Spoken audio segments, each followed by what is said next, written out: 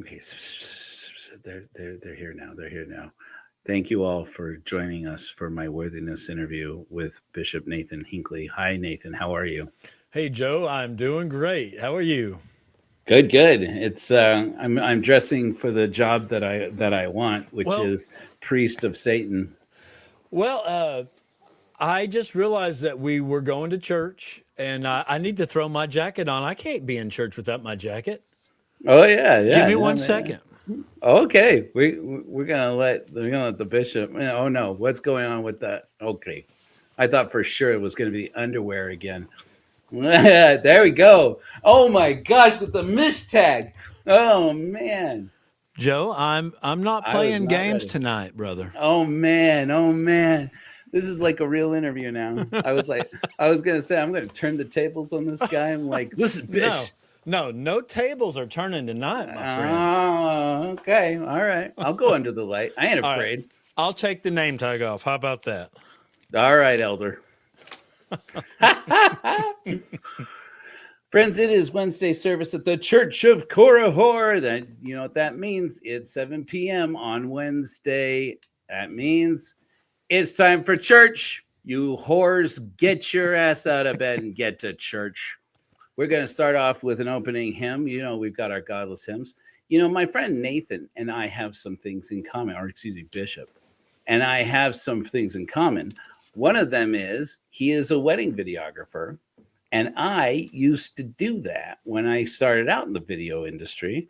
Plus, he I'm sure has at least had the authority to do weddings. I don't know if you ever if you ever officiated weddings. I did So a couple. okay, Yep. he's a good old boy from the South. Do people say that? Is that a polite thing to say? Yeah, He's a it's guy fine. from the South. I'm Yeah, a good old boy. okay. I am a good old boy. And so I thought he would appreciate the first wedding hymn of the Church of Korihor, entirely written by artificial intelligence. It's called Ride or Die. We're going to open up with that because of my other hymn I want to share with you guys today is kind of a tearjerker. So we're saving that for the end. Of course. So I'm going to keep you up on the screen with me here, Nate, so we can see your reaction. Okay. Let's go ahead and have our opening hymn. Where is? Oh, don't do that. Okay, here we go. Present video. Everybody gets a tutorial on how to use StreamYard here at the Church of Korihor. All right, here we go. This is our first wedding hymn, Ride or Die.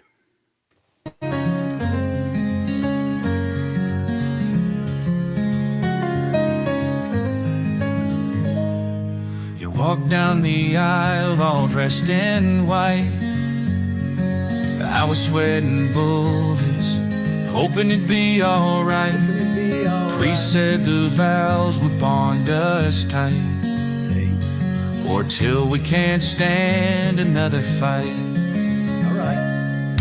Kissing in front of 100 eyes, loving our hearts till one of us cries.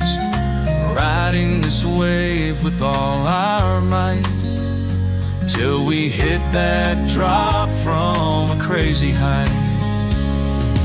Ride or die, that's the game we play. Love you forever or just one more day. We'll face the world, come what may, or run from each other without delay. We promise to cherish, at least for now, hoping we never have to throw in the towel. For richer or poorer, that's what we vow, until bankruptcy or divorce somehow. In sickness and health, oh what a bet. Hope we can handle whatever we get. From sweet memories we won't regret, to know your face we haven't met yet. Ride or die, that's the game we play. Love you forever or just one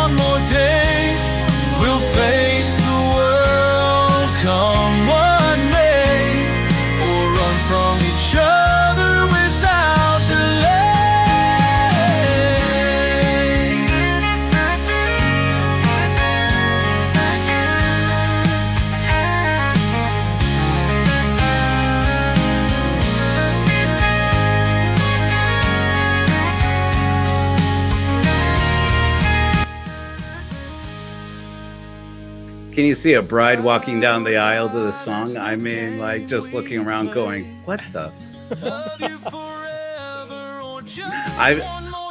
I've been saying from the beginning since I came up with this, if somebody has the courage to play this song at their wedding, they have more guts than most people I know. Well, I'm telling you, that is a hot track. I want you to send me that sucker. Because I'll be playing that, but before I go to bed tonight, I'll be playing my version. That was some good stuff. Hey, that's for good, an right? opening hymn at church, I love that. Right? Just it's like one more day. Yeah. Yeah. Okay. You know what's great about it is like that song would not be romantic if like you were a newlywed or if you're like single, you're like, what the hell are they singing about? But like if you've been married for like 10 years or more, it's like the sweetest song. It's like we could totally divorce each other like any one of these days. But today, bitch, I'm sticking with you. Yeah, it's like, oh. Oh, it was great. I was going to play along, but I realized my guitar was out of tune and it was in a funky key, but I can fix all that. I think it was in freaking A sharp or something, so I need a capo for that. I'm having to learn keys because like we have this one hymn that I was like, I'm going to sing this one. It's called More Money Than God. Which I know is a phrase people say in the South because my best friend was from Louisiana. He used to say it all the time. Oh, that guy's got more money than God. Right. And I always thought that was a funny thing for a man who believed in God to say. So I wrote this song about how, one of these days we're going to rob the church and we're going to get all their money and we'll finally have more money than God. And so I wrote it in the key of, and I wrote it, what did we decide? It's like key of, I don't remember. But I was like, it's got to be like in a Johnny Cash type of thing so that I can sing it in my register. But anyways. Okay, so normally we do announcements, ladies and gentlemen of the Church of Korihor. But today we have Nathan. So we're going to do the interview first. We'll do announcements at the end. How's that sound? Good with me, but I'm good to listen to announcements too. So Joe, whatever works. Well, I'll say this much. My boy Elijah and I went down up to Salt Lake City today with some donated blankets for Operation for Rapture 2025, which is our blanket drive. Our goal is before March 1st to gather and distribute at least 300 blankets and then to make and distribute 300 more. And so far, we've raised enough money to purchase about 15 blankets worth of material. We've done that. And meanwhile, we have gathered up to date about 35 blankets and already gone out to the streets. And we were going to start by bringing them to warming centers. But then my friend Carl, why did I send the space on my friend's name? Anyways, but then my friends who run the warming center, the all-night movie night up there in Salt Lake, they said, Joe, don't even bring those up in here. Go out to the street because we've had to turn away. They had to turn away like 100 people this one night because they were up to capacity. Mm-hmm. And they're like, all the people who we have to turn around out on the street, go give them out there. So and then today I told my son, he was having a rough day. And I said, look, Elijah, let's go get some blankets. We'll just go up to Salt Lake. And we just went to the streets. And we found a gentleman out there. His name was David.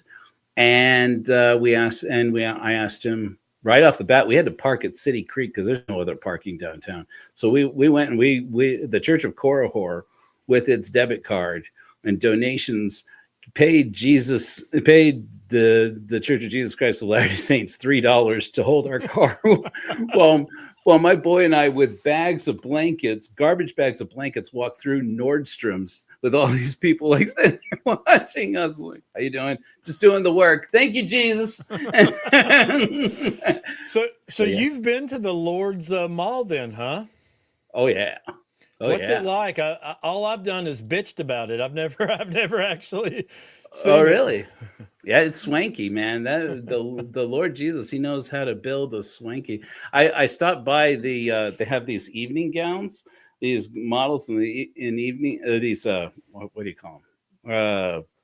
mannequins in evening gowns. Yeah. And they're like these strapless, like low cut evening gowns. And I like look over at Elijah, who's recording me on my phone. And I like look over and I'm like, I knew they were getting lax with the garment standards, but I didn't know it was like this already. Well, send one to my wife. All right. All right. You send me those pictures we talked about. Here at the Church of Korihor, we like to have a good time. So Nathan and I are going to play 20 questions. That's our plan. And after that, I'm going to tell you guys a little bit about how the luminary ordination path and the oath of reason path are shaping up on the website, korihor.org. So, Nathan, are you ready? I'm ready. I've got not only 10 questions, but I got a few backup questions. Oh my gosh. So Okay. I hope you're ready. Man, I thought I was ready, but gosh, now I don't know. Now Okay. I can't be sure. Okay. Should I go first, Joe? You go. Yes. Bishops go first. Okay. That's right. I shouldn't have even asked that question. All right. Question number 1. Did you or did you not start a rumor with Coach that I do not like you? Yes, I did. And I regret nothing. Excommunicate me on the spot. It won't be my first time. As you can see, I don't know if you've seen this, Nathan. This is my excommunication letter. Oh my. I need to hear about that. Yeah. Oh, I'd be happy to tell you about it. What brought that on? Oh man, that's a whole story. Well, give me the 30-second or less version. So my bishop didn't like things my wife and I were doing in the bedroom and sundry other persons. I took my wife's temple recommend away. And so I told her to call him and say, you don't understand, my husband makes me do these things so that he can keep our marriage together. And she said that wouldn't work. And I said, well, you got nothing to lose right now. And she's like, that's true. And so she called him up and she went in and met with him and he gave her back a recommend and then said, but your husband has to come in and see me face to face because I don't know if you know this, but your husband has spiritually murdered you. And I was like, okay, I think he thought I didn't have the guts. So I went in and I met with the bishop, and after a brief conversation where he called in everybody right down to the ward clerk, you got to come in. You got to see this. You got to see this. I'm like, okay, you got everybody gathered. You got brother, and people I'd never met before, didn't know from Adam's Odd Ox. And I said, well, I'm Joe Rollins. I'm a pervert. And yeah, I like this stuff. And yeah, and he said, yeah, basically he started to interrogate me. And it came down to, do you believe in, what do you think God thinks about this? And I said, I'm not much bothered. And he said, well, do you believe in God? No, haven't for years. And he's like, well, you have to resign or I'll submit you to be excommunicated. And 7 days later, I was excommunicated. Wow. Yeah, I did the court of love. Honestly, though, it was really good for me because as I said to my stake president, I was like, I can't imagine feeling like I was sneaking out in the middle of the night. I respect anybody else who does that, who resigns. But for me, I want closure with the church, and I want the church to have closure with me. And we didn't even bother to have a conversation about, okay, but you're not allowed to record it.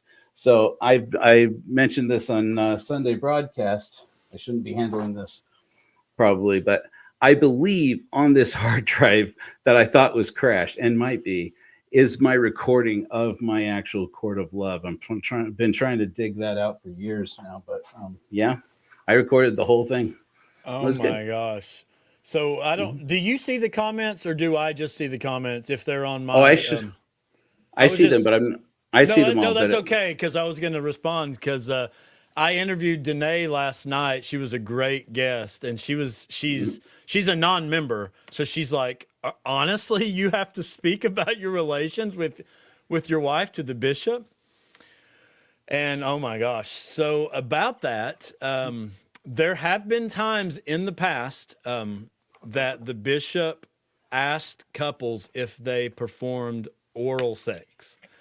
Now that came and went, no pun intended. Pretty quickly, they realized that was going to open a can of worms. Maybe you came and went pretty quickly. But some of us are practiced. I was not. I mean, I was instructed to ask very personal questions, but not near like that. And I don't know. And I'm not asking you, Joe, to elaborate, but it sounds to me like that bishop was far different than what I've ever been asked to talk about. So my wife confessed to him because I know. So here's an interesting thing. I can talk a little bit about worthiness interviews because I did like 4 when I was a district leader on my mission in Peru. Oh, and I got to do baptismal interviews. My first one, so in Peru, in the Peruvian mission, so you have the big 3, and then usually a mission has like a 4th that's like, these are the sins that if somebody confesses to, you can't baptize them until that you get a sign off from the mission president. Mm-hmm. And in ours, it was, have you ever had relations with a person of the same sex? Have you ever had an abortion? And have you ever murdered somebody? And every single one of my interviews, almost, like 3 of the 4 baptismal interviews I did, I had a top 3. I had a top 3 sin. I'm like, what? You living hard down here in the Amazon, man. But so like I had to actually, so my wife had a top 3, which is basically she'd been with a woman, and I told her, just tell them that I make you do that. I'm just kinky like that. I wasn't even there. And, but she did that and confessed. And he was like freaked out. But that is, I mean, look, in the church's eyes, that's adultery. That is like excommunicable offenses, especially if you're a priesthood holder, right? So it's like, which is funny because like that rule came about while Joseph Smith was practicing polygamy, but we don't talk about that polygamy. But yeah, so cool. So, kind of a follow up to that. Just this morning, a little bit different but similar. Just this morning, I woke up, got on my phone, and I'm scrolling. The first thing I see was somebody, I think on Mormon Stories. Mormon Stories, what are they? Community page, saying that they told the bishop and the stake president that they drank alcohol, and occasionally, and they just said, we do it occasionally, and I was honest, and they said they still gave them a temple recommend, and I have this mental conflict. And my wife and I, we've been doing this for 2 years now. It's like, on one hand, you want to say, good for them and good for that bishop and good for that stake president, right? Because they're not being so friggin' strict. On the other hand, if there are laws and rules and commandments and we have living prophets and all this stuff, and they say you have, so it's like this mental struggle. Like, do I like to see, improvements, or what? It's a struggle. Yeah. Actually, one of my questions for you, interestingly enough, was, and this was later on the line, but since we're here, this is my first one. It was the first one. How many temple recommends did you write, thinking that you probably shouldn't have? Oh my gosh. Let me answer it like this. I was, for the most part, by the book. And I wasn't trying to I wasn't being like Joe here, starting my own church. It's like, no, I'm the bishop of a global church and I have a handbook. And so, quick example, my brother-in-law was also a bishop. And he wanted to put up a flagpole. Just nothing wrong with that. But the church said, no, you can't put up a flagpole.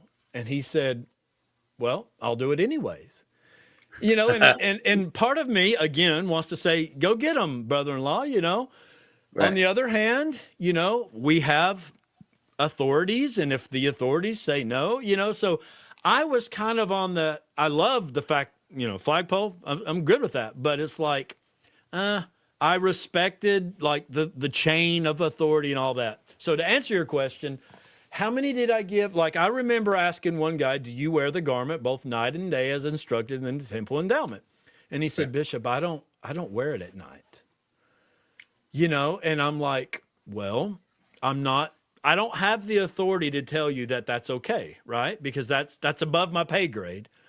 Wow. But I just said, but you're supposed to. And so, but I did. So, I would say I don't remember writing any that I just knew this guy should not, or girl or woman should not be in the temple. I don't remember doing that. Okay. You didn't sign off any word of wisdom breakers, or serious word of wisdom breakers anyway? No, not anyone that, maybe they just didn't tell me, but I don't remember not approving one. Like, if they came in, they knew the questions, and and I gave the questions, and I always did all the questions, and I did it exactly like I was supposed to. There was only one person that I ever was part of an excommunication, but not as bishop. I was a counselor in the bishopric, and if people want to watch that, it's on my YouTube page, and it's titled "We Excommunicated a Woman." Again, I was a counselor, and I never held a court of love for the 5 years that I was bishop. Ruth asked, "Did you take any away?" I don't remember saying I'm going to have to take your recommend. I just didn't deal with that kind of stuff, for whatever reason. Well, where you are, you probably don't have as many sinners. Here in Utah, we're heathens. So. All right. What's your next question? Okay. All right. So my next question is, tell me about the Church of Korihor. Is it a legit church? Is it a joke? Why'd you choose that name? If you are a Mormon who's a critic of what we're doing, it's a joke. But if you are the state of Utah, the Internal Revenue Service, or any of the members of the Church of Korihor, it's very much the real deal. We are a nonprofit registered through the state of Utah, which, believe you me, got me some great looks going into that office. And we are registered with the IRS with an EIN number as a church, which means that basically you have the three big C's for church. You have clergy, you have a creed, and you have church, which means that you actually have regular services somewhere. And we do right here at Hellfire Agency right now. Eventually, we're going to change that probably to the official, something official. But yeah, this is our YouTube church-based church. We take converts. We have sacraments. We're working on building more. We have ordained members of our clergy, and we are constructing a canon, an official canon. So until we get that constructed, we're using my book, my memoir, about leaving the church as a missionary, which is the Korihor argument, is basically our semi-official canon. So that's, wow. Yep, we are the real deal. Yep. Sweet. I love it. Yeah.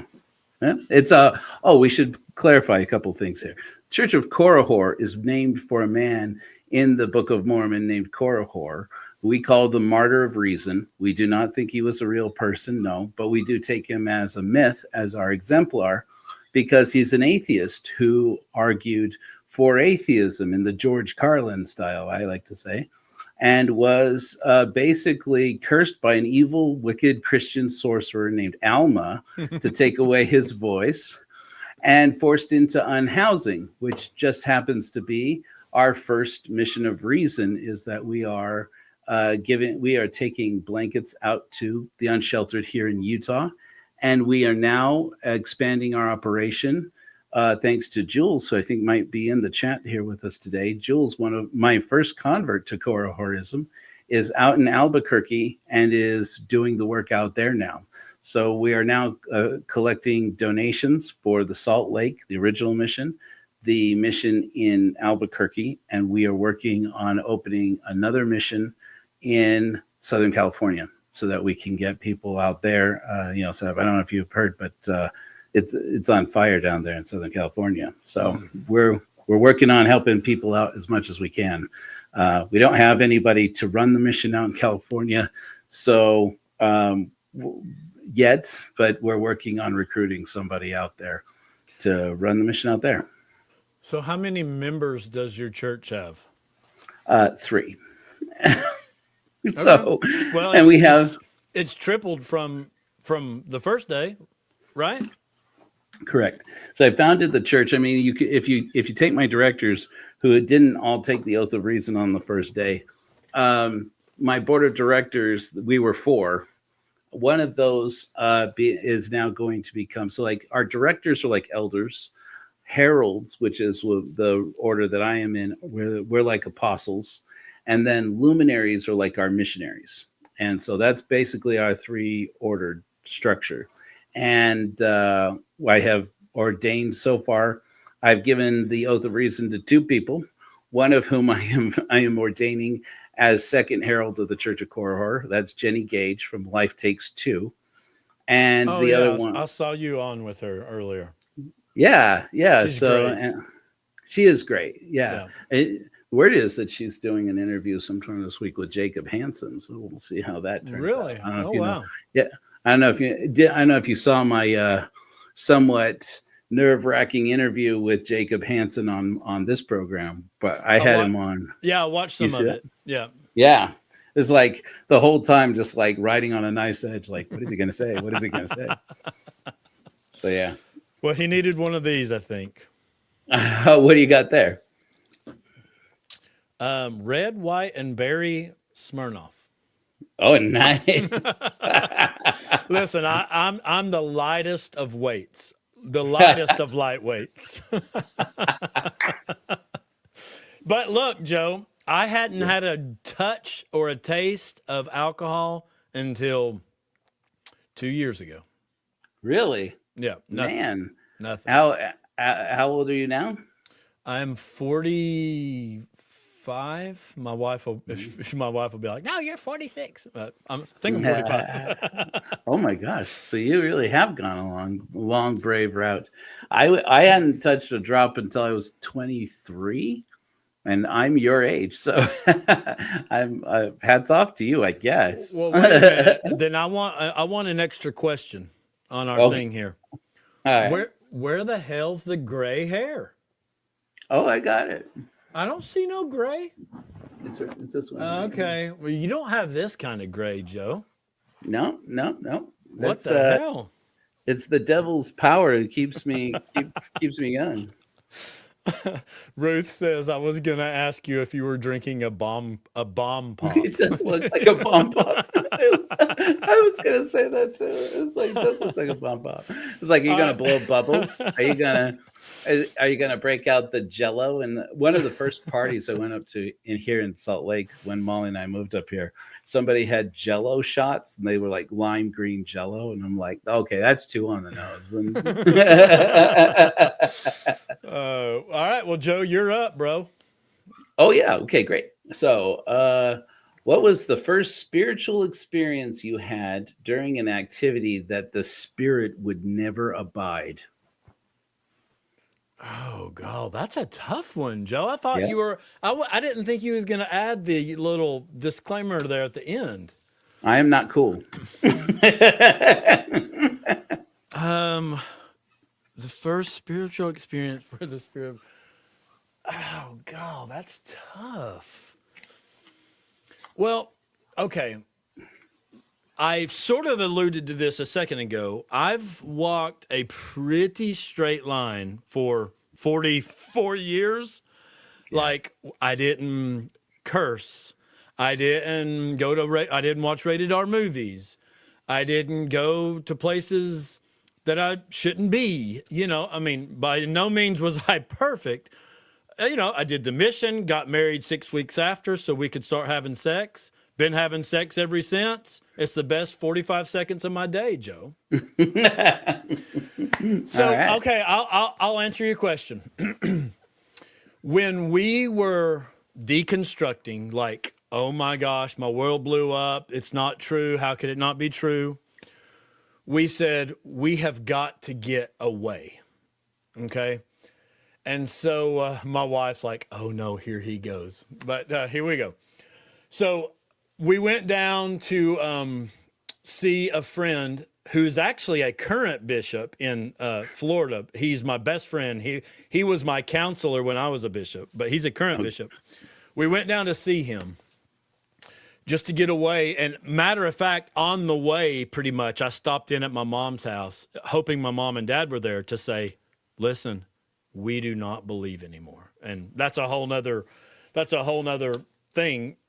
For one question, why did I feel the need to do that? But anyway, we get to Miami. We're enjoying ourselves. We go to the beach the next day, to Miami Beach, and there is a woman sunbathing topless. Well, I'm going to say, Joe, in answer to your question, that this was a blessing. And my wife will say he's actually right. Like, this was a blessing. I've got, like, kids, like sons. And we all started off, and she was an attractive lady, a little bit older, but very attractive. I think probably from another country. And it started off like all of us, kids, me, my wife, we were all like fixated on this, right? But that experience taught me and taught us all, like, listen, this lady is enjoying herself the way that she feels comfortable. She wasn't doing it in a way to get attention or anything, that's just, and we all agreed, like, I watched my sons be able to walk past her and not even like after 5 minutes, whatever, 10 minutes, they're like, you know what? It's just a woman. It's just a lady. It's just boobs. And we were all thankful for those boobs that day, because it kind of tore down a wall, because we had been extremely kind of, Joe, just living the Mormon life and the no rated R, and this is sin, and you're going to leave your wife, and, just tons of shit that the church teaches you. And it taught me, this is not a huge deal. Like, she's a person, she's enjoying herself, she's not hurting anyone. And honestly, it was fine. And I thought my boys learned and grew a lot. I thought it was a great opportunity for me to just say, this is not some huge, boogie monster that we've been taught. Oh, you can't, I used to get hands in front of my eyes from my wife if watching Titanic. And it's like, oh man, and I'm telling my wife, you have cracks in your fingers, But after that, it was like, you know what? This is not the biggest deal like we've made it out to be. So does that answer your question a little bit? A little bit. I mean, I will tell you this though. Now I know what I need to tell you here, Nathan, as I am currently being moved to tell you that so you can find out now that Kate Winslet's boobs are a spiritual experience. Oh my gosh. In a moment, I'm sure somebody from the Church of Korihor is going to come out in the comments with, we got to play Licked Cupcake now. This is our most popular hymn, is called Licked Cupcake. Have you heard it? I haven't heard the hymn, but I, of course, know your reference there. Okay. Yep. It's a very popular hymn. A lot of women, it's written by AI. I told Suno, I said, write me a song with "lick my cupcake" as an innuendo, and include the references to soaking, to bubblegum chewing, and to cracked vases. And it understood the assignment. I did not change a word of what AI wrote. And I tell you what, that song, women tell me every time we play it that they feel like they have healed spiritually, like they have real trauma healing from their trauma in the church. So yeah. Wow. Yeah, that's cool. Boobs will heal the world, man. I'm certain of it. All right, your turn. Right. I think. Are you ready? All right, I'm ready. I'm gonna skip one. That's why I had some backups. The one I'm skipping was, are you aware that starting a church is grounds for excommunication? But I am. That's part of the Okay. reason why it happened. I'm skipping that one. Don't count that one against me. Okay. All right. What is the most common misconception about an atheist?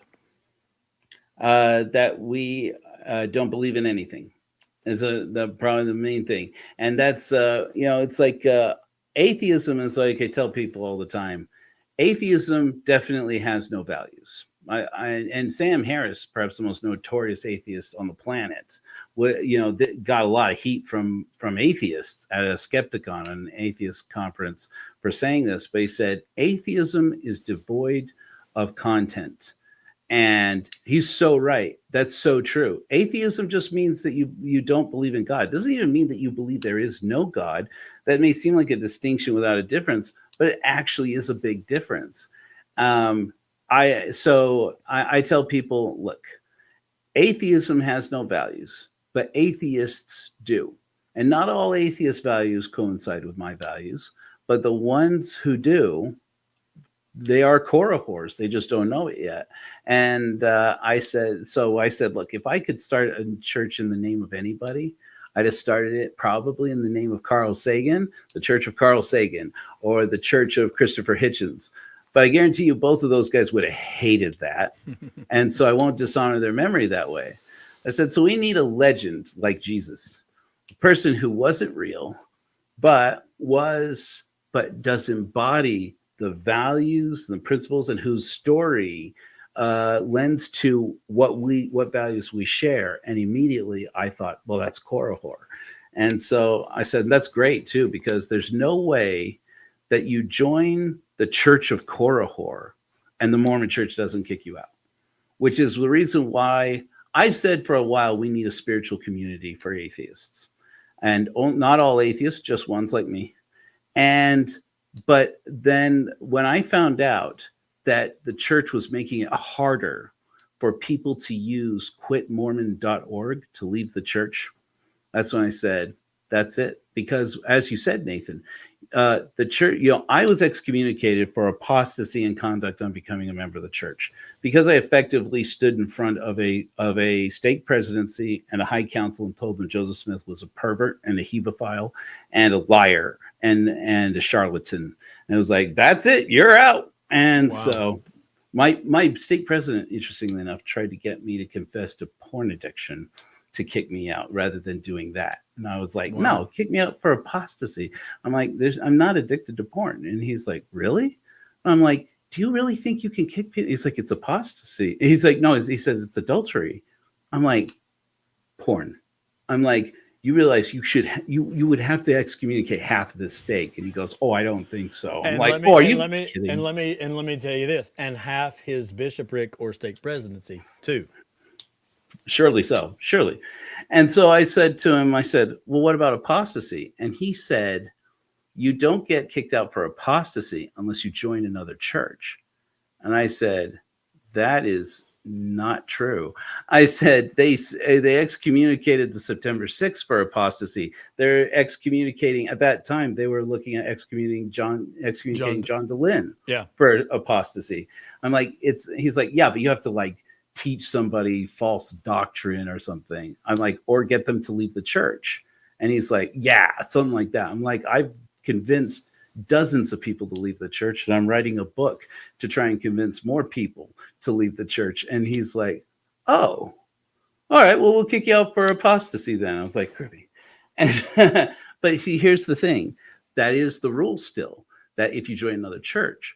But if a person is an atheist, what church do they join? So I said, let's get, hey, Tessa's there. He wants the late cupcake. I mean, the song. Excuse me, Tessa. And so I said, this is it. I told my wife, I said, this is the moment. The Church of Korihor is going to happen. And she got nervous for a minute, and then she said, all right, do it. So that's the urgency for why it had to be now. So now people can leave the Church of Jesus Christ of Latter-day Saints and other churches, because other churches have the same rule, some of these other churches. And, if you're an atheist and you want to leave that church and join a spiritual community for godless people, go to korihor.org. We're here to receive you. Nice. Receive you. Yeah. Hopefully I answered your question. You About did. It's a great answer. Yeah, appreciate that. Oh, my turn. Now we turn the tables. Okay, here we go. If you had stayed and become the prophet, what's the biggest change that you would have made? Okay. Well, I'm going to have to qualify this a little bit. So you say if you had stayed, but are you, am I taking everything that I currently know and feel and, Yeah. Okay. From your position now. Okay. Because I wrote, one of the first things I wrote, so I've been podcasting for 2 months, but I've been writing on Facebook for 2 years. Mm-hmm. And that writing got me called into the stake president's office, and he said, I want to talk to you about your Facebook account. I said, that's fine. And I said, I'll come in and talk to you under one condition. I want you to read everything I've written so you have knowledge. And I put it all in one email, and I sent it to him, and he read it. And one of the first things that I kind of took some heat for, and at this point, I still had a lot of active believing members on my Facebook page. Now, not so much. I just called it, I Can Fix the Mormon Church.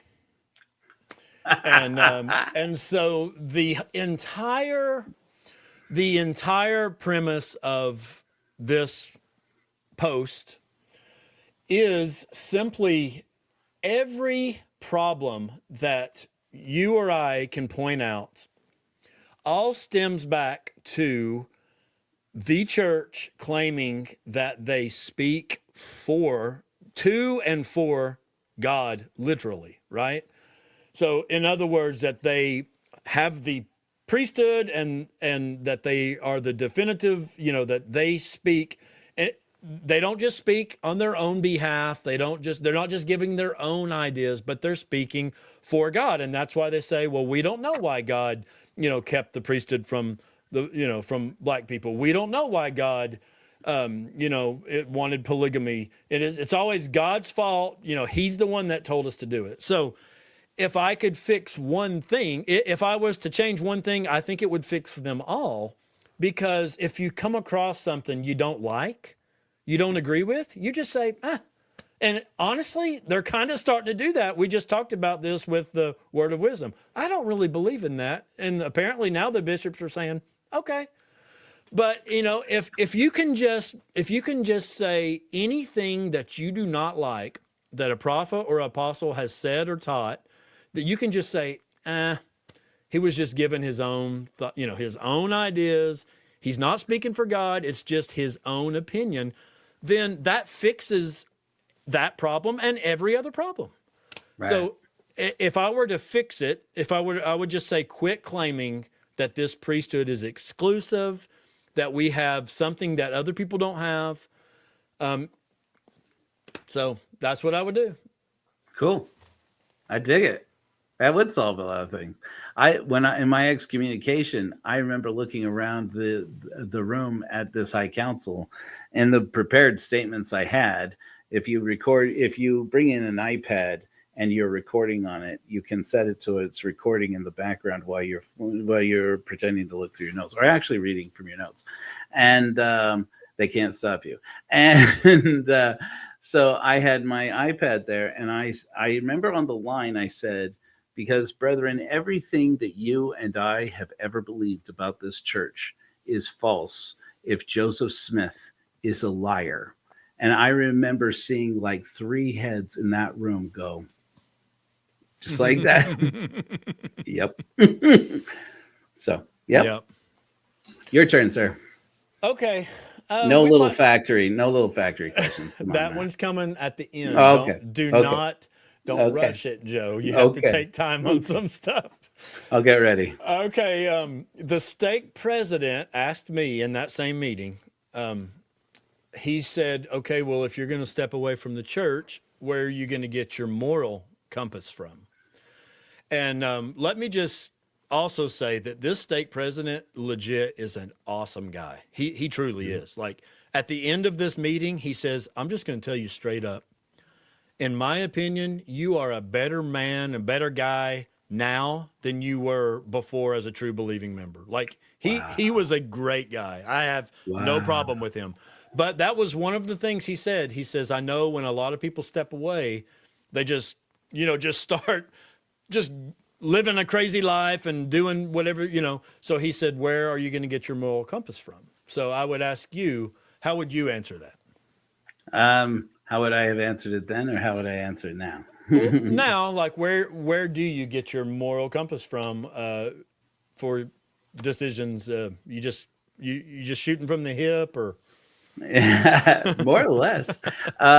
So we have a phrase I like to use called "flash in the dark," which is to say, I believe that we didn't exist before we were born, and we don't exist after we die. So in this brief moment in the dark where you actually flash. We exude infrared light. We actually glow in the dark in one light spectrum we can't see. Well, in a broad light spectrum we can't see, and with our eyes. And I say, look, this brief moment that you are glowing in the dark, and you flash.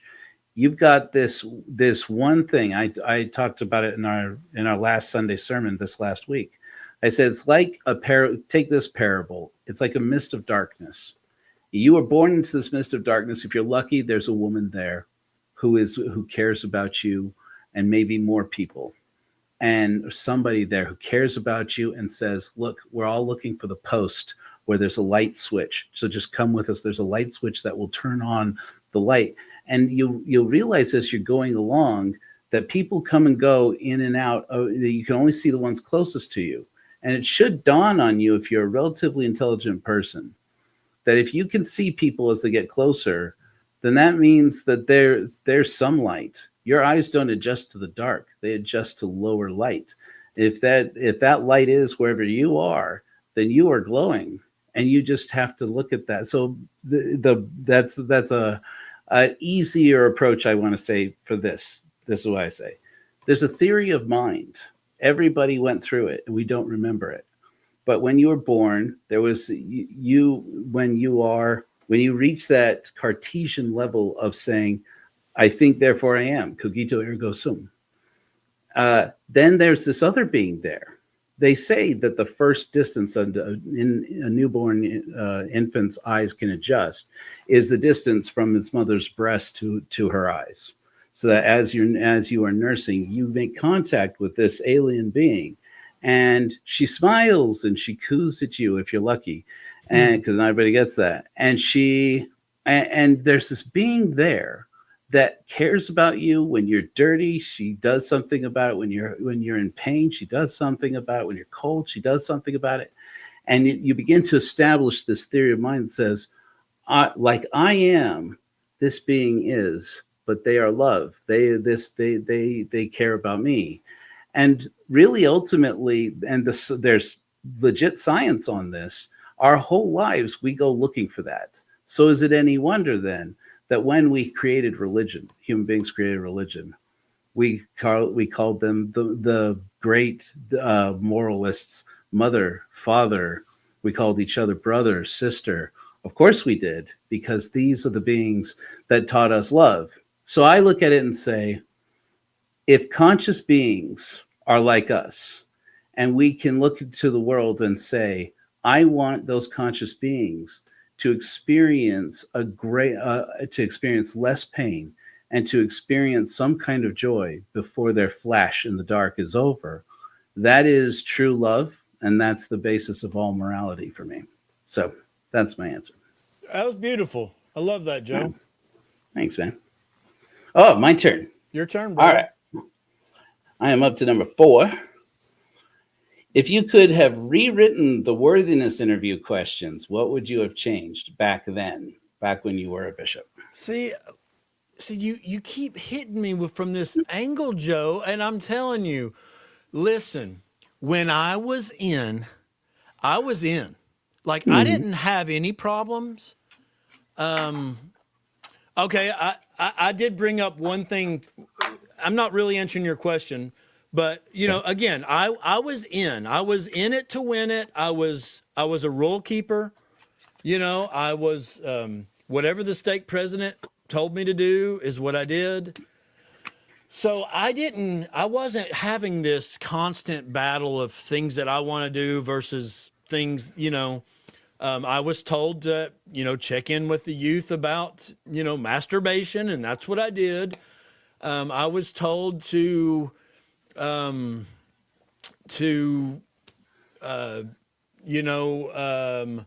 count the tithing with 2 people and take all this damn time every Sunday. And that's what we did. I mean, we followed the rules, but I had something I was going to say. What was it? The question was if you could rewrite. Oh, God. Okay. That's what I was going to tell you. Back then, I would not have changed anything because I recognized the prophet spoke for Jesus. Jesus told the prophet what to put in there. And so there was one time that I was bothered by something, and it's not really in the worthiness questions per se. And I wrote the stake president. I kind of poured my heart out about it. And all I got back in return was thanks for that. And what it was is I was pointing out how terrible the LDS family services rules, rules and regulations and all this bullshit surrounding marriage. Because we talked about in my job, I was seeing all of these, just Catholic and Baptist weddings. I hardly ever did Mormon weddings. And I saw that it was a joyous coming together of families. And I witnessed grandmothers just in tears that they were able to live long enough to see their granddaughter get married. And it was a beautiful experience. And then I contrast that with what we see in our church and how, most people know this, that, depending on the family situation, you're going to have some people that can't attend the wedding. Maybe a whole side of the family can't if one of them's a convert. If back then, if you got married first, then you couldn't go straight to the temple. You had to wait a year, so they punish you. There were so many just crappy, ridiculous things. And I poured my heart out like, we're really screwing up. I know a person who left the church because she realized that her family wasn't going to be able to come to her wedding, and that kind of cracked her shelf. And so, that's not answering your question, but that was one thing that I saw that other people were doing it so much better. And I said, President, we need to fix this. And he just said, thanks for that. Now, Joe, as you probably know, a lot of those rules have changed.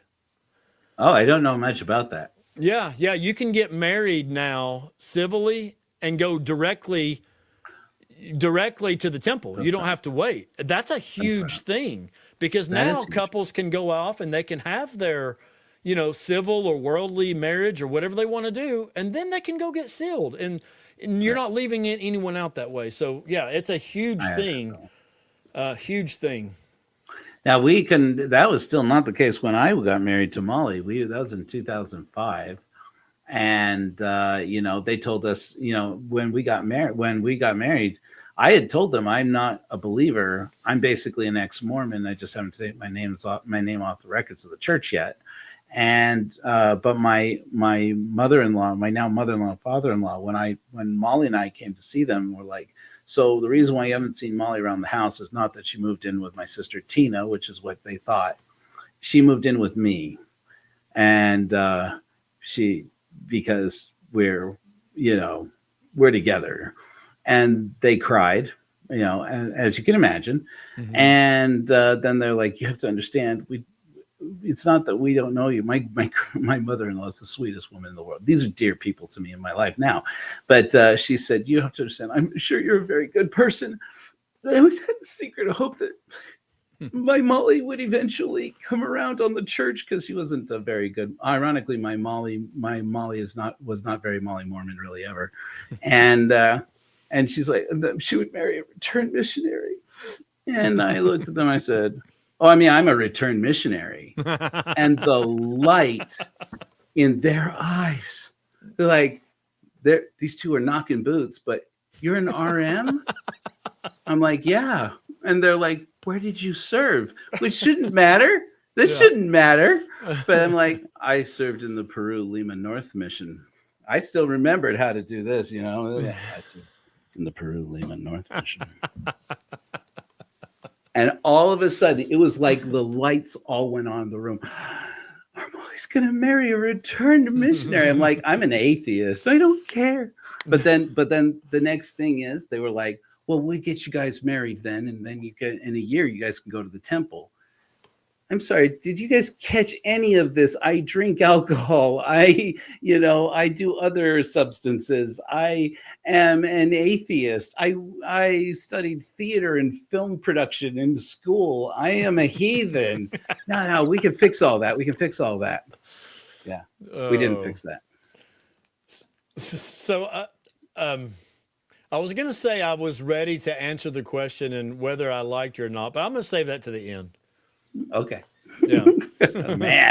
Oh man. Now Hey, you're gonna lump it in with the little factory questions. Jesus. Let me mention this comment from Coleman because I love that now. Of course, he had asked me back then, and what Coleman says is this should be the only temple recommend question.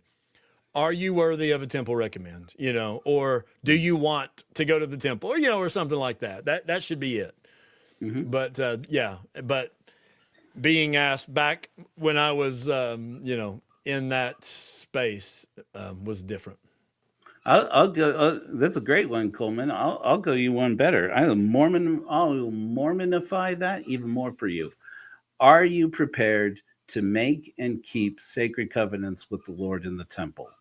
Then you've got everything you need right there. There you go. And it's like, keep the rest of that with them and God, Yeah. Anyways, I don't want to give you a sneak peek of my other questions, so we'll go on from there. All right. Whose turn is it? Mine? It is your It's my turn. Yes, your turn. Okay. It seems like it is fairly common for an ex-Mormon to become an atheist or maybe agnostic. Why is that, in your opinion? It's a very good question, actually. I've been doing quite a bit of, I have some lived experience on that, but I've been doing some reading about that. There's actually literature on this. One part of it is that we as nuns, so agnostics and various kinds of agnostics, really atheists are agnostics.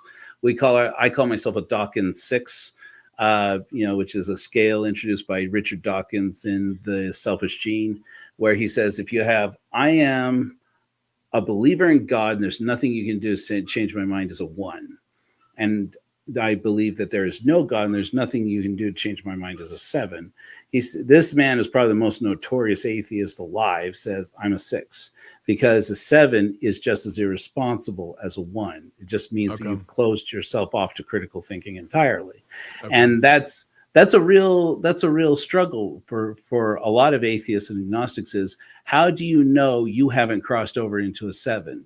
Are you really applying this rigorous standard of critical thinking to say, if somebody could give me proof of God, I'd change my mind if it was persuasive enough.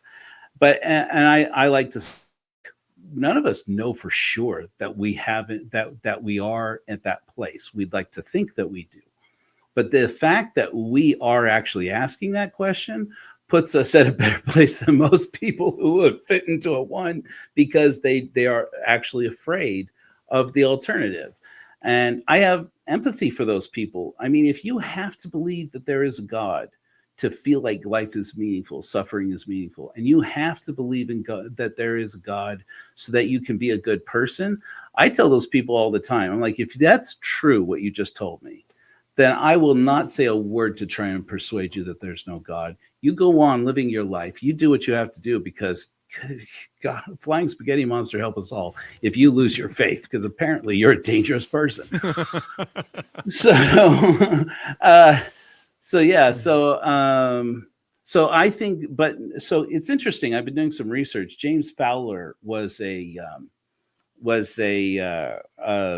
theologian, and Britt Hartley of No Nonsense Spirituality turned me on to his work. And he basically talks about that there are these stages of life where your faith changes. And he, in fact, for infants, he actually agrees with me. He says stage 0 is the primal stage. So when you're establishing that theory of mind and learning to trust your, hopefully, parents or guardians or somebody who's good and loving to you, you know, you just have no choice but to trust that there is a goodness in the world. And so he's like, so that doesn't require any faith basically at all. That's not a stage of faith. But when you get to about stage 3, stage 4, which is between adolescence and adulthood, early adulthood, your values start to become about justice. And when your values become more focused on justice and betrayal becomes a key component to people's faith. And so this idea that Joseph Smith, we could have gotten the wrong story about Joseph Smith, feels like such a betrayal that people kick back against it and go, I don't want any of your values because you betrayed me. And so there's a moral offense that you don't really see with people who are converts. Is the reason why I think it's interesting. People who are converts to Mormonism oftentimes leave the church and go back to whatever church they were in before, or they find some other church because they know this journey of finding church when they're from some earlier stage in their life. But people who grew up in the church almost always revert to atheism and agnosticism. I say revert because everyone's born an atheist. Nobody's born believing in God. You know, so we got taught that somewhere along the way. So I think that's probably why most people who leave the church become atheists. Hey, Gene. Hey, Gene. Yeah. Nice. I like that answer. Appreciate that. Oh, yeah. Thank you. Let's see here. My turn. All right. Here we go. When you get to outer darkness, who do you hope, just for Schadenfreude, that you will see there? Oh my gosh. Why do you do such hard questions? Mine are like little. Did you ever play softball? You know, like church softball. You just lob it in there. This is church hardball. Yeah, this is I mean, Church of Korihor, son. We go hard. Who do I hope I see? You know, I don't know, Joe. I mean, I know there's people that have died that I loved and I want to see, and I don't really care where I see them. You know, one was my grandpa, and he died during COVID. If I'm in outer darkness, as you say, then I hope he is too, because he was. I'm going to use that as my answer, but I want to say this guy was basically a non-member or a less active all of his life, but the absolute best guy you'll ever know. Wow. And if you talk to him as, you know, as a grandson, then I would have sworn that I was the most important person in the world to him. Wow. And my sister would have said the same thing, and my brother and my cousin, and he had that kind of gift to just, you know. And so if I'm in outer darkness, wherever I am, I hope he is too, because I know that if he's there, it's going to be a fine place. Cool.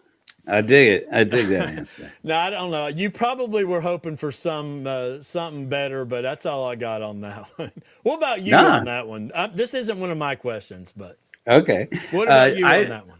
It's funny, you know, my father, who's very LDS still, basically, and he, he went in for heart surgery about 3 years ago, and he got the Widowmaker done. As soon as he qualified for Medicare, which apparently that's a thing, like as soon as you qualify for Medicare, they pull you aside and say, so we're going to go in and take that Widowmaker out. Just let's see. Let's have a listen. Yep. Take it out. And so,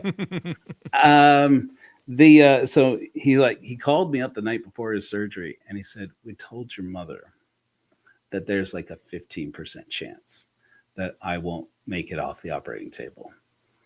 Between us, the truth is it's like a 50-50. And he's like, it's pretty bad. And he said, so say it now, whatever it is. I was like, I said, okay, all right, a little on the spot here, Dad, but okay. Whew. I said, I love you. Thank you for being my dad. And if you find yourself even briefly in hell and come back, take a look around, see if George Carlin is there. And he goes, why? And I said, because if George Carlin is there, then I know that's the place for me, because I want to be with George Carlin forever. And the next day, I kid you not, he was in surgery for like 5 hours or something. It was like bad. They had to put in extra stents and stuff that they didn't even realize. And then like my mother, I get this call from my mother. Your father isn't supposed to be on the phone, but he's out of surgery and he insists on talking to you. He's still on medication. I'm like, okay, sorry for Mom, if you ever see this. I'm like, okay, Mom, put him on the phone. And I guys hear this on the other line. George Carlin is in hell. I'm like, yes. Oh, I love it. All right, is it my turn? Yep. Okay. If God were real, could he make a rock so big that he could not pick it up? Yes, no. It is a paradox. I mean, at the end of the day, that's what they don't tell you, is that the point of God, the point of the question is the question is like, it's not just that we don't have the answer to it, it's that it's not answerable, which should be. No, don't give me that shit. You have to answer it. You have to answer it. Don't tell me it's not answerable. Yes, no. All right, I threw you a weak sauce one right there. Okay. I hope you got something easy for me. Yours are all not easy. Yeah. Okay, What this one be real. This one be real easy. Okay. All right. If you had been Joseph Smith's bishop in Nauvoo, would you have signed his temple recommend? Once again, Joe. Once again, you are putting me back into my true believing Mormon self. Mm-hmm. And I'm assuming you're not allowing me to know the things I know now, per se. So Ruth says no, but Ruth, I would just say, okay. I think the answer is yes, because I did all of the things that the bishop or stake president or prophet asked me to do. However, sometimes the question has come up, if the prophet came and asked for your daughter, would you have done it? And I sure as hell hope that my answer is no, Right. So, but there again, that's now. Right. Back then, would my answer have been no? I'm gonna say that I would not have done that, but there's no way to know. I mean, I did a lot of stupid shit because I felt the prophet told me to, or I didn't do certain things, so Ruth says, use your discernment, Nathan. I get that, but when Ruth, when you're Mormon and you believe that your prophet speaks for God, then it's not up to you to question those things. But at some point, you do have a moral compass, and you would have to think those things are wrong. So I skirted around the question, but are you going to accept that? What I just gave you? As long as you let me mention this, okay. And you'll get a special appreciation for this from the basic conversation that I've had with you. Basic is about what you can. I tell people all the time, when you're Mormon, it's like this. It's like being a jet. When you're a jet, you're a jet all the way from your first cigarette to your last dying day. Bop, bop. You got to have the little horns right there. When you're a jet, yeah. Yeah, when you're a Mormon all the way. That's right. Hey, maybe that needs to be your closing hymn. I had this, I don't know if you've seen it, but I had this interaction. I've had these interactions with Mormons in the Utah Interfaith Forum on Facebook. And one of them got real mouthy with me. And he said, you can't start a church based on godlessness. And I responded, and then he like puts this whole rant, and then underneath in the reply I said, fucking watch me. And now I'm like, I told Molly, Molly's like, what hymn are you writing? So I was like upstairs, like snapping my fingers, and I'm like, I'm writing a new song in my head called fucking Watch Me More. I love it. My turn? Yeah. Or no. Yeah, my turn. All right. And another softball question. Real easy peasy. What confession made you wonder if some people were just making shit up just to drive you nuts? My wife knows what I'm gonna say on this one. Oh boy. So I had this woman come in. She's attractive. You know, she's a cute lady, and she was a probably 20-something, well, maybe 30-something year old, In our ward, we had half the ward were locals, half the ward were college students, medical students, or medical students' wives. And that was this case. And she comes in one day, and I don't remember if it was in a Temple Recommend interview, because there is one question that says, do you wear the garment both night and day as instructed in the Temple Endowment? Well, she proceeds, Joe, to describe her vagina in the most moistest of ways, and explaining why she could explaining why she could not wear the garment and the problems that it was causing.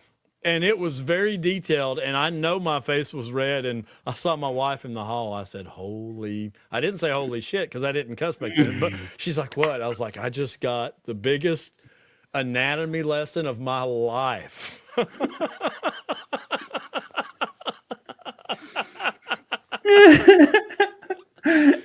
This must have been during the 50 Shades of Grey era, I'm guessing. Oh, all right. How'd you like that answer? I loved it, to be honest with you. I was going to play it off like I didn't, but to be honest with you, I kind of loved it. Yeah, I bet you did. All right, I got a good one here for you. Okay. Do you know Ron Jorgensen? I do. Yeah. Speaking of. So Ron was my very first interview on my podcast. Okay. And I was actually just talking to someone about him a second ago, but the reason why I mentioned that is Ron, I was going to pull it up right here. He calls himself not an atheist and not an agnostic, but... Oh, I know what you're about to say. Let me pull it up. Okay, he says, I'm trying to see how to pronounce it properly. I'm apatheist. Is that... Mm-hmm. That's right, apatheist. And so when I first met him, I was scrolling through the Mormon Stories community page, Ruth, And I saw that from him, and I was like, wow, that kind of makes sense, you know. And Really? so I wrote about it on my Facebook page, and I named it "Maybe Ron is Right," kind of playing on wrong, you know, wrong is right, or woe Right, unto right, those who call Ron right type thing. right. You know, and I'll admit it, you know, if you were to say, so what are you? I would say, Joe, I don't know. You know, I'm trying to figure this stuff out. I'm real life deconstructing. You know, I've been in this phase for 2 years or something. So, but I really thought that some of the things that Ron had said, and so I wrote about it. You know, maybe Ron is right. Well, you know, what do I know? And people can find that, and they can also find that interview with Ron, the very first one I did, back when I still went by the name The Mormon Moron. Oh, okay. That's what I started with. But just to finish the Ron Jorgensen, first of all, he goes by Masterpiece Mormon. So if anyone has seen that. But after I posted that Maybe Ron is Right article on my Facebook page, immediately my mom calls me. Honey, I just want you to know, you know, I hope you're not becoming an atheist. I mean, she really kind of Oh no. poured her heart out to me. And I said, Mom, Oh. you know, I'm just saying that a lot of the things that Ron said make sense. And he basically said, look, I don't know if there's a God or not, but I'm taking charge and control of my own moral compass. And I don't know, maybe you can add your thoughts to what an apatheist would be. Mhm. But I thought Ron did a great job in kind of explaining. Yeah. Yeah, I mean, look, an apatheist, I mean, I'll allow them to identify themselves under that term. But I mean, it's kind of a touchy subject among atheists if you spend as much time in it as I have, that we tend to refer to like soft atheists, which is to say that we're all agnostics at the end of the day. Like, I know Masterpiece, I have an interview I haven't published. He's one of my early interviews, talking about his OnlyFans page. He has an OnlyFans where he is reading erotica, Mormon themed erotica, which I haven't subscribed yet. I need to make room on my OnlyFans. And I'm not ready yet. I'm not ready. But the thing about Ron, about that, I'm happy to let my friend Ron identify himself as an apatheist. But frankly, most agnostics I know feel that way. It's like if you are a true agnostic, so let's say a Dawkins 4 or a Dawkins 5. I used to say this before the big pan, before the big Kobe, that you never see more agnostics gathered anywhere more regularly than in the pews of a church. And boy, you want to have a good time. You say that in a room full of Mormons and watch them fall to pieces. But then 2020 came around and people social distance. And guess what? That's exactly what happened. People stopped going to church. And it's like, and now the LDS church here in Utah, while people are freezing in the cold, they're selling churches up here. Like, they're selling $1.5 million. You can buy a church, a Mormon church house. They're good buildings too. The real estate is worth that at least. And so it's like, I've been saying, I'm like, guys, we got to, right now we'll raise up money for blankets and get blankets because that's what we can do immediately. Right. But I've been saying, let's raise $1.5 million. Let's go to the Mormon church and say, sell us a church building. We'll take it. And then we'll just turn that into a 24-hour library that people can go and read a book any time of the day or night, and comfortable reading nooks where they can go. Hey, Diamond Dave. Hey, Dave. So people can go and read a book all night and maybe even close the door. Maybe we'll give them a blanket. Maybe we'll give them a pillow, so they could read all night. Right. Because they can stop us from turning them into, legally, they can stop us from turning them into homeless shelters. And legally, they can stop us from using them as warming centers, shockingly enough.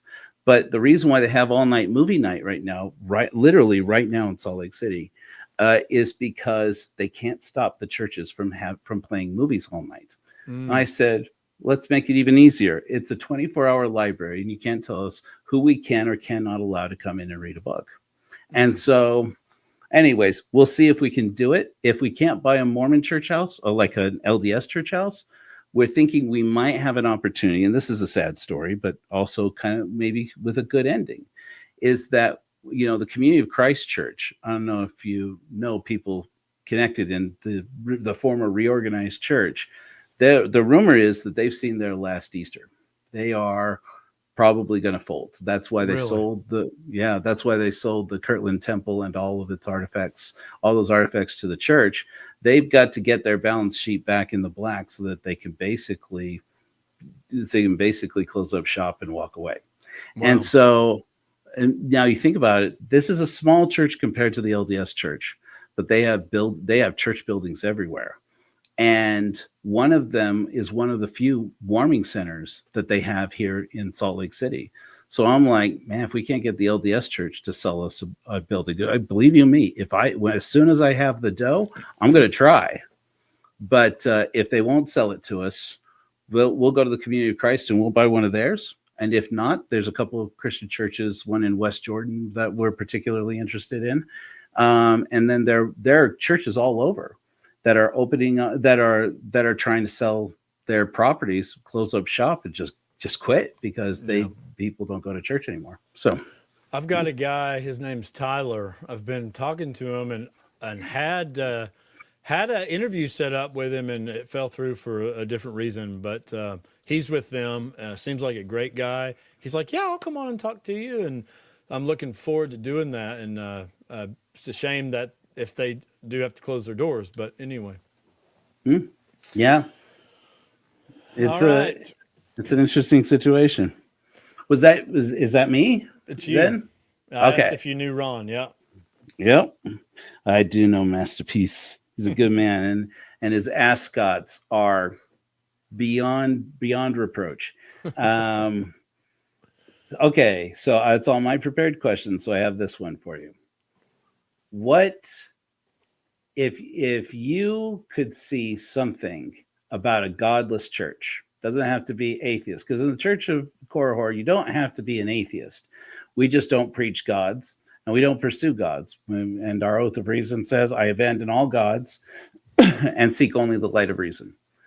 And what do you think for people who have experience in ministry, bishops or otherwise, would draw them to a godless ministry? Well, I think it's the same things that draws a lot of people to any group. Either they get some sort of value out of, like a camaraderie type thing. I call it a what is that when you're part of a country club, right? Where you have like-minded friends and you do activities together, So I think just having that friendship is one reason why.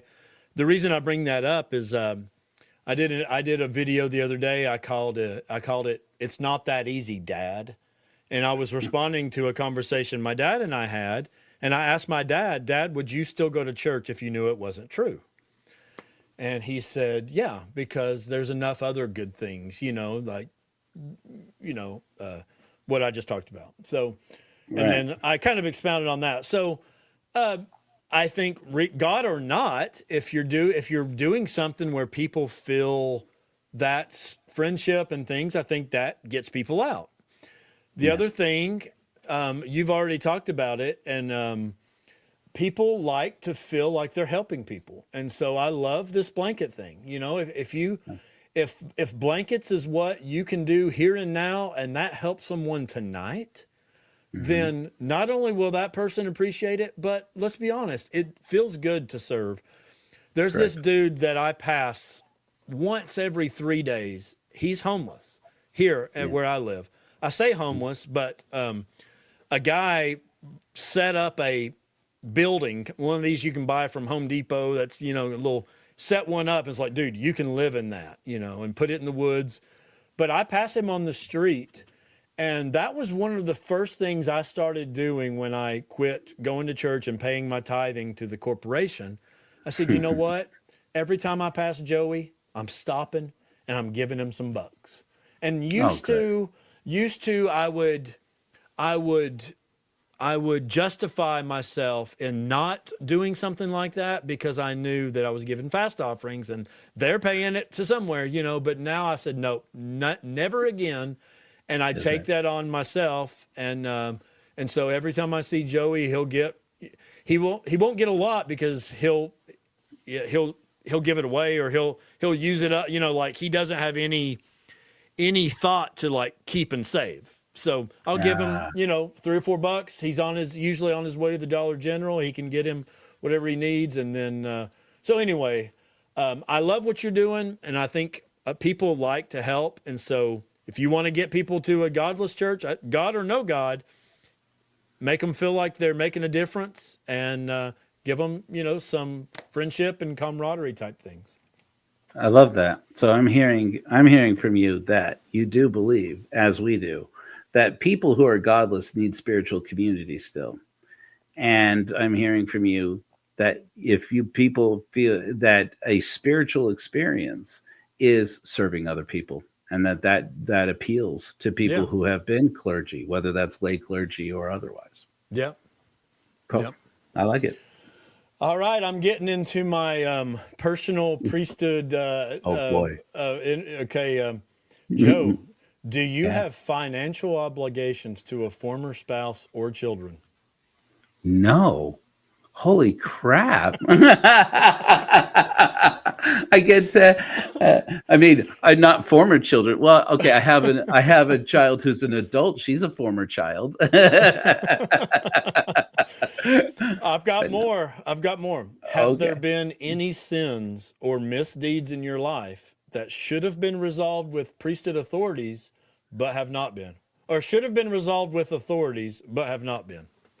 So many. And I try like hell every day to commit as many as I possibly can.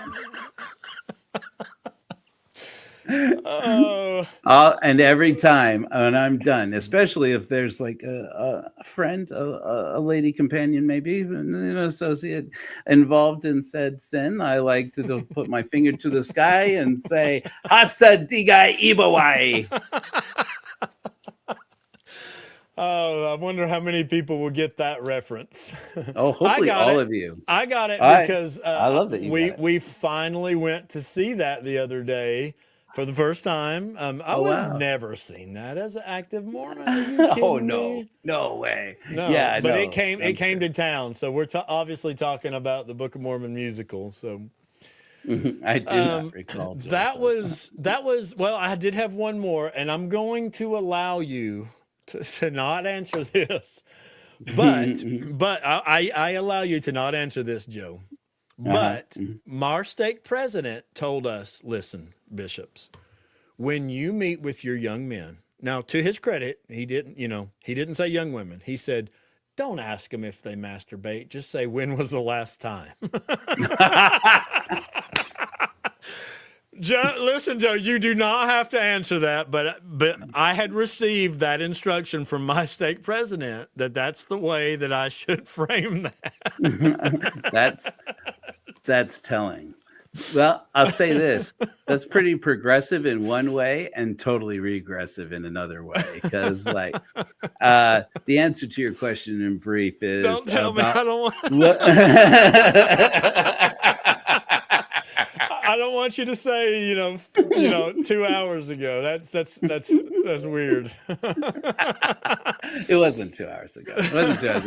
I was distributing blankets 6 hours ago in Salt Lake. I've been too damn tired, man. I am a heathen and a godless whore. But I also get tired. I am 44 years old. There's the moments where even I go, I don't know, maybe later. Okay. Oh, that's all my questions. I don't know if you have any more. Yeah, no, that's been good though. I think this is really good. I mean, so okay, so my last question, final, and bring us back around is: do you not like me? Oh, okay. So halfway into the interview, it was becoming apparent to me, like, I like this guy. Like, Uh-huh. I was wanting to find a reason not to. And I thought, well, he doesn't have enough gray in his beard.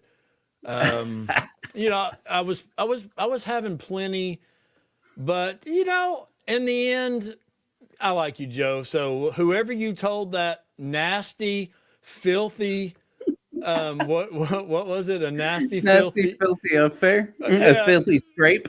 yeah. Whoever you told Filthy that remark. nasty, filthy scrape that I did not like you, that was a bold-faced lie. I think you're a great guy, Joe.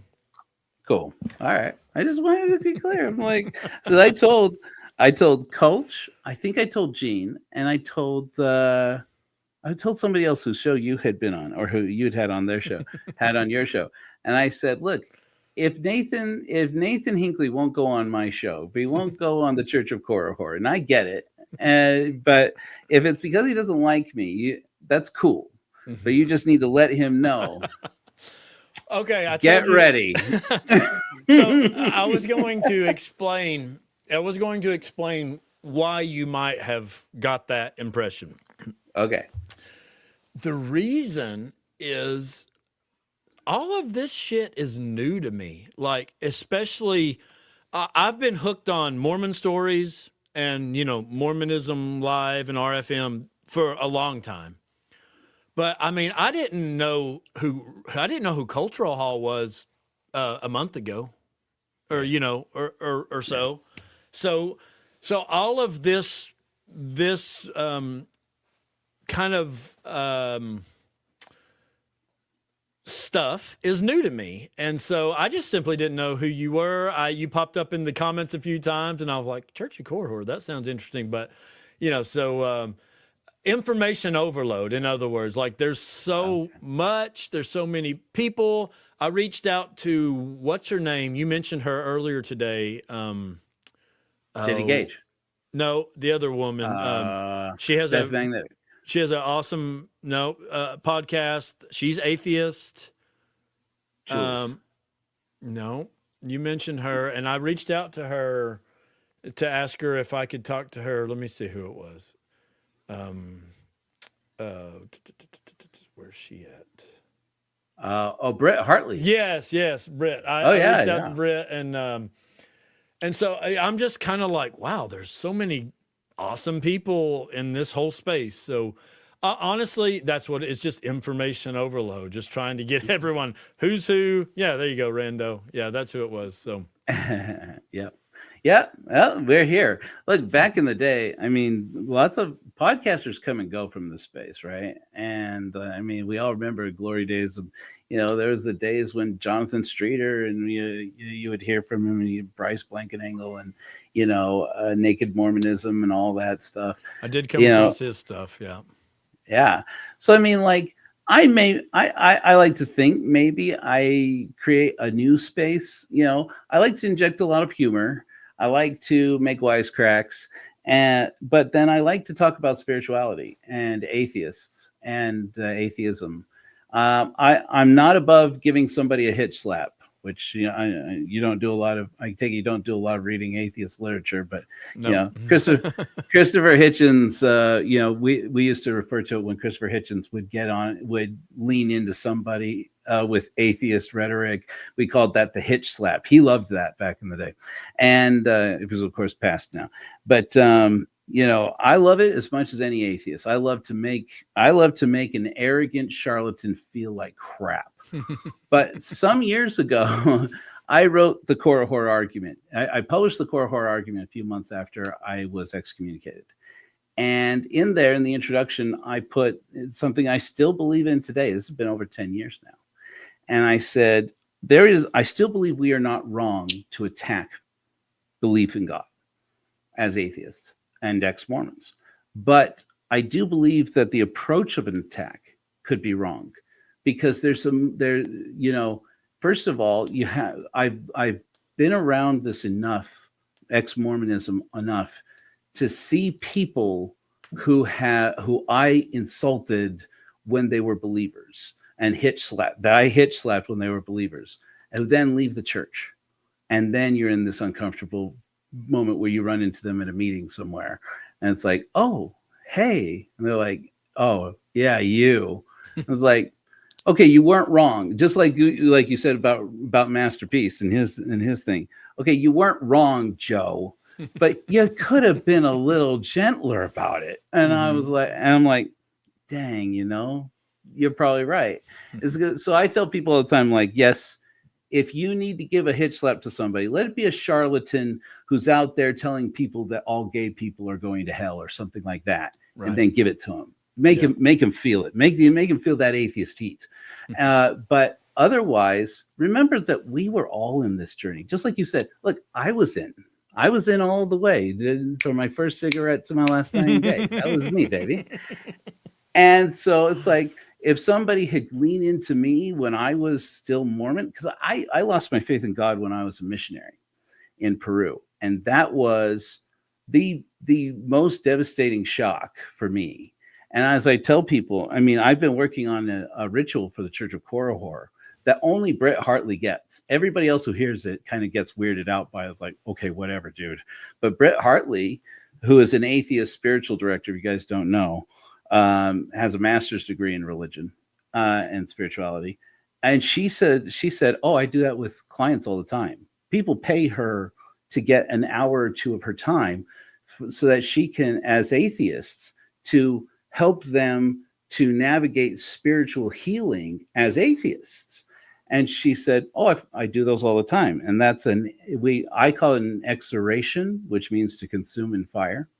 But I said, I've been telling people for years, I need a funeral for God, because yes, I am an atheist, but there's a part of me I've learned over the years is my inner child, and my inner child is Mormon. I told Jennifer Finlayson Fife in an interview I did for a documentary I never finished called Mormon Sex, which, by the way, might wind up getting finished after all, because I did some incredible interviews talking to incredible people, especially women, about Mormons and sex. And she said I told her, I know this woman who is an atheist and an ex-Mormon. And I told her what you do, because Jennifer Finlayson Fife, one of the things she does is to help women who are Mormon to be able to bring themselves to achieve orgasm. And especially a lot of women in the Mormon church and otherwise aren't able to achieve orgasm, for most of their lives. You could live your whole life and never have an orgasm, which I think is just a travesty, unless of course it's what you want because you're ace or whatever. But I talked to her about this, because she has this thing where basically she tells women usually when they're coming in for therapy, counseling with their husbands, and she'll say, do you believe that your body is made by God, designed purposefully by God? And they say, oh, yes, of course. And she says, do you believe that everything about your body is designed by God with a purpose, a heavenly divine purpose? And they say, well, yes, of course. And then from the basis of that theology, she says, then what is the purpose of a clitoris?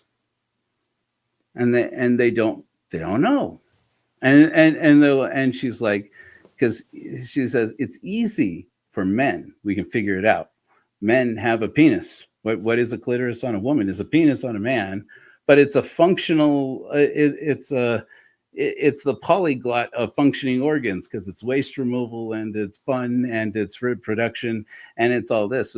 I forget the atheist who said, what intelligent designer would put the sewage line right through the middle of the amusement park? But a clitoris is different. And she says, and I tell them, the only purpose of the clitoris is orgasm. It's the only reason. So when you don't use that, when you don't celebrate that for the reason which is it was created, you are missing out on the spiritual experience that your Heavenly Father created your body to experience. And don't need to feel guilty about experiencing what your Heavenly Father made your body to experience. And I told this to an atheist ex-Mormon, and she started to cry. And she said, I don't understand why I'm crying right now. Why am I crying right now? And I said, I don't know. I'm not the psychologist. Jennifer Finlayson Fife is the psychologist. And so I said, I'm going to ask her. So the next time I met with Jennifer Finlayson Fife, I met with her face to face, and she nodded her head and she said, of course. And I said, of course. And she said, yeah, of course. Her inner child is Mormon. And I said, wait, is that how that works? And she goes, yeah. She said, look, the inner child is a construct. It's not a real thing. It's something that represents that part of us that acknowledges, this is me very Joeifying her explanation. There's a part of us that's always going to feel like, does anybody know we got left at home with the credit card and the keys? Does anybody know that I can charge anything on the card? And there's this part of us that whether we assume so much about ourselves, but at the end of the day, we are the children that we once were, taller, with more responsibilities and more consequences when we screw up. But that's all that being an adult is. And I said, so when you do inner child work, do you have to use, if I do inner child work for me, for little Joey, do I have to use Mormon language? And she said, probably. And I said, no, I'm not doing it. No, I'm never using that ever again. But then years later, a partner of mine, I'm an ethical non-monogamous. I don't know if I've explained that, but yeah. So I have this partner whose name is Winter, and they and I did a psilocybin trip one night. And not so much during the trip, but during my meditation after the trip, I met my inner child when I met Joey.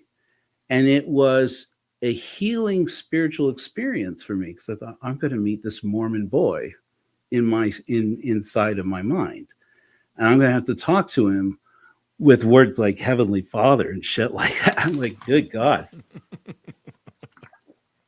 And then I met him, and I looked this child in the eyes, and I didn't say anything Mormon to him. I saw a scared, autistic, half Mexican boy, Mormon boy, yes, who didn't understand why he didn't understand the world, didn't understand the suffering he was going through, didn't understand why other people didn't understand that he was suffering or didn't seem to care. And I thought, and all I did is I put my arms around him and I said, it's okay, Joey. I'm here now, and I won't let anyone hurt you. And it was like, I'm sitting here. I was on vacation at the time with some friends out in Colorado, sitting on this porch, this beautiful, beautiful place, Granby, Colorado, with just tears streaming down my face. An atheist over 20 years having a full-on spiritual experience with a brain loaded up with magic mushrooms and healing 40 years of religious trauma, and more than that, autism trauma and trauma of a boy who did have to tell his bishop when I was 14 that I played with my little factory, and got the little blue pamphlet for young men only, and wound up looking in the bishop's drawer after my bishop. You mentioned this. My bishop looked at me like I'd invented masturbation. He's like, "Are you serious?" And he said, "What does that mean?" I was like, "What do you mean? What does it mean?" And he's like, "I don't understand. Like, what do you actually do?" Oh, and I was like, Are you serious, Bishop? And I'm like, And he's like, I don't actually. And I can tell you, as a judge in Israel, people in this congregation don't know. This isn't a thing that happens. Oh, wow. He's like, I'm surprised that a righteous young man like you, a priesthood holder, would struggle with a problem like this. I was like, good Lord. Because what had happened, I've told the story other places. I know we're over time here, Nathan, so I want to let you go here in a minute. But that's all right. I had gone to a conference with Cleon Skousen. I don't know how well you remember Cleon Skousen. Yeah. And I'd gone to a conference, and this guy was like my hero, right? I was for a while there, I was a pretty Peter Priesthood kid. Nobody knew that was because I was trying to keep alive, but that's a whole other story. And he showed us the last interview that Ted Bundy did the night before he was executed. And in that interview, I don't know if you've seen it, the interview with James C. Dobson. James C. Dobson, a focus on the family and that whole crap. Anyway, and in there, basically, Ted Bundy basically says that he was an innocent Christian boy who read too many detective novels and dug Playboy magazines out of his neighbor's trash cans. And the combination of tendency to violence from the detective novels and the perversion of looking at Playboy magazines out of the neighbor's trash cans was what made him Ted Bundy. It's what made him do everything he did, which is total BS. Any psychologist will tell you this is the most ludicrous thing. First of all, it's not even true. Secondly, it doesn't tell you that his first crimes were kleptomania. The first things Ted Bundy did for years and years, he stole every chance he got. He was wanted. I've since, I made a whole true crime series. I could go on, but this guy put into our heads a bunch of teenage boys, Mormon teenage boys mainly, that we were all the next Ted Bundy because we had HBO pumping into the house on cable, which is exactly what Ted Bundy knew that James C. Dobson wanted out of this. And so he gave it to him. And so I went to the bishop because my mom got Good Housekeeping, and they got amazing lotion. Ironically enough, lotion ads in there. It was like these women with these legs, my God. And me and my little factory, we had some times. And I like to say, some people's little factories are littler than others, and I think maybe Boyd K. Packers was the littlest.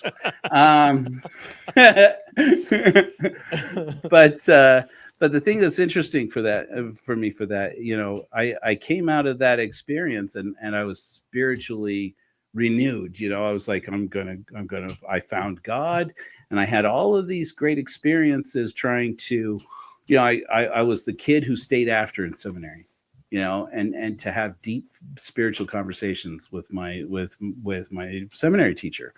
And it's like things like that. And then I got to Peru, and I was like, I spend every day of my life wishing not that I wasn't in Peru, not that I wasn't a missionary, but that I wasn't alive. And I hated myself. I hated all of this.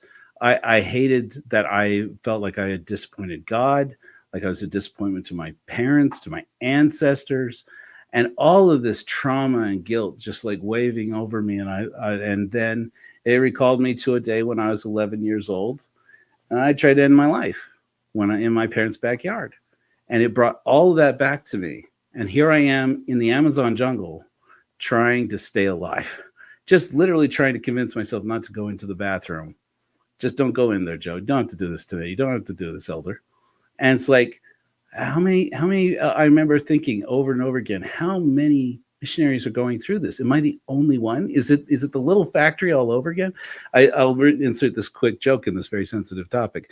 I do tell people, and it's true, I remember looking in the bishop's drawer where the For Young Men Only pamphlets came out of and saying, is there a For Young Women Only pamphlet?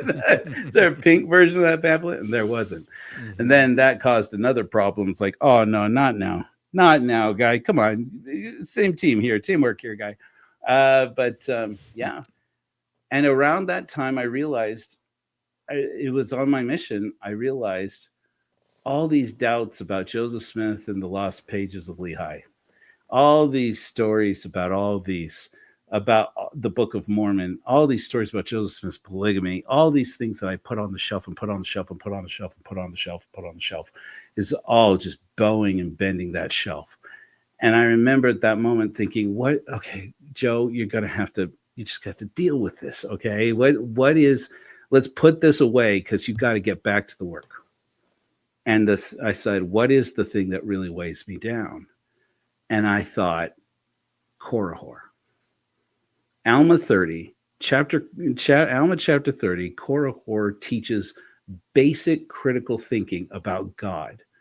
And if that's coming from Joseph Smith's brain, Joseph Smith knows that there is good, valid reason to doubt God's existence.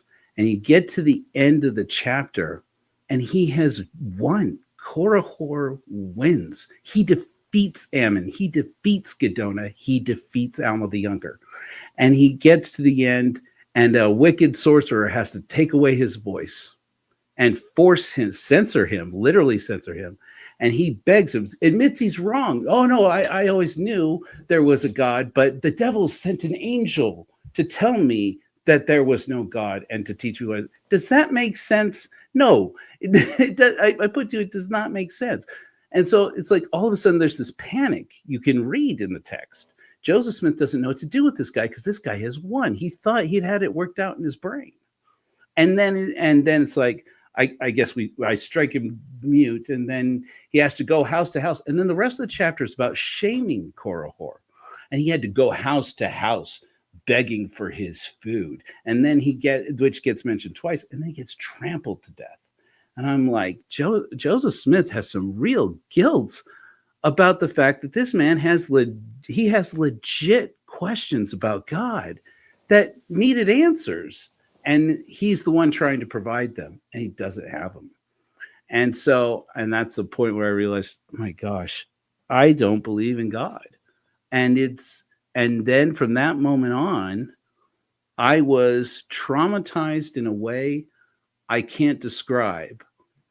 But I knew atheism was part of the answer, but I didn't know what the rest was until I did psilocybin with Winter. And I met this little Mormon boy inside of my mind and told him, Joey, I won't let anyone hurt you. And from that moment until now, I've been on this spiritual journey to try and create meaning in my life and say, it's not objective meaning. It's subjective meaning.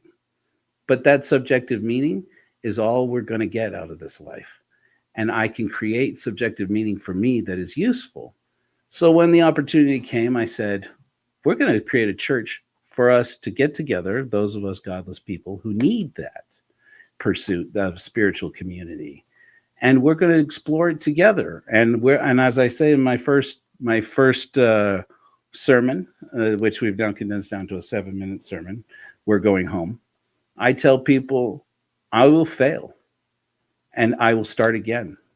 I'm looking for people who have the courage to fail with me.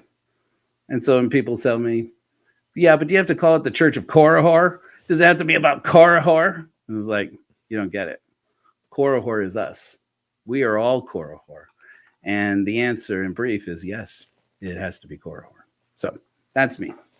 Joe, that was beautiful. That was really great. I appreciated that, and it was real and vulnerable and beautiful. So thanks. Thank you.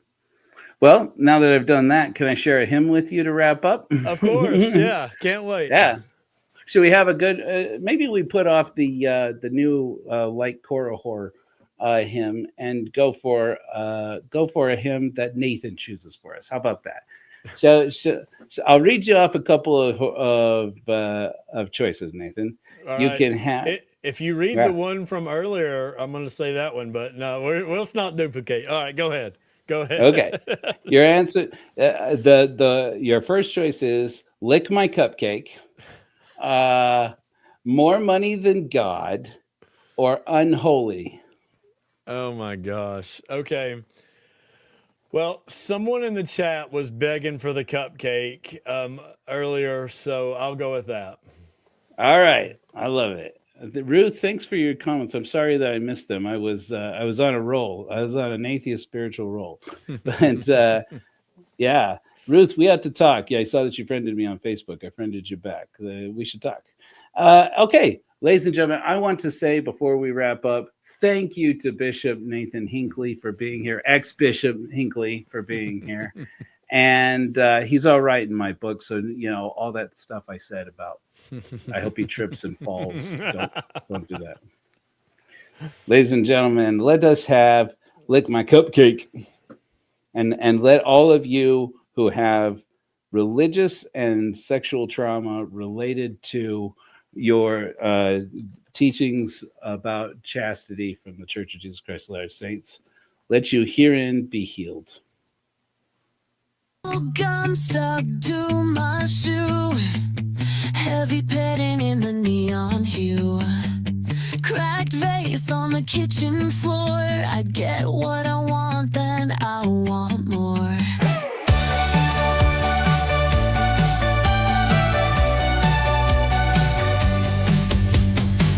Soaking in the bathtub fizz, the way you look at me is a quiz.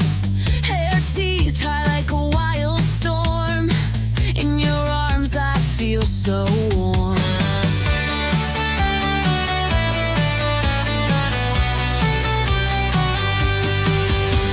Lick my cupcake, sweet sensation, it's a sugar-coated invitation. Don't you know it's such a sin when you don't dig in?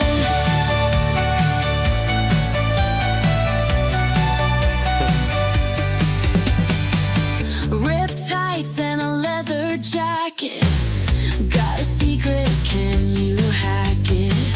Lights blur as we drive fast, make this moment last and last. Pink lipstick on your collar screen, we make a pretty reckless team. 80s music in the air, nobody else can compare. Lick my cupcake, sweet sensation, it's a sugar-coated invitation. Don't you know it's such a sin when you don't dig in?